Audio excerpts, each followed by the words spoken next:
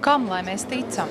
Ja Centrālā vēlēšanu komisija ir atzinusi pašvaldību vēlēšanas par notikušām un visas sūdzības par nepamatotām, kāda lai ir iedzīvotāju un deputātu tiesiskā paļāvība, ja sēde vienā novadā tiek atcelta par visā Latvijā apstiprinātu vēlēšanu kārtību?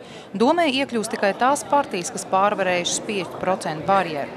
Par šo situāciju sašutuši jaunievēlētie Kuldīgas novada domas deputāti. Man tas liekas pilnīgs absurds. Ja mūsu valstī kaut kas tāds var notikt, tad nav brīnums, ka iedzīvotāji vairs netic varai. Savukārt sūdzības iesniedzēji divi partijas Mūsu zemi pārstāvi Uldis Kūms un Arnis Kadiķis uzskata, ja nebūtu ņemta vērā 5% barjeru, kāds no viņu saraksta Kuldīgas novada domē būtu iekļuvis. Par šo sarakstu nobalsojuši 346 vēlētāji, līdz ar to sasniegt tikai 3,95%.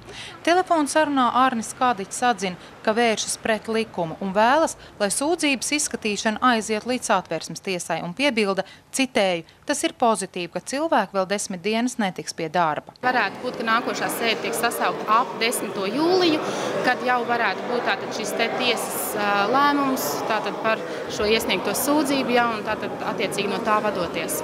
Ja divi cilvēki var terorizēt veselu novadu, tad man liekas, tā nav tiesiska valsts. Šī sūdzība attiecināta tikai uz Kuldīgas novadu, jo pieteicējs to attiecinājis uz šo vietu.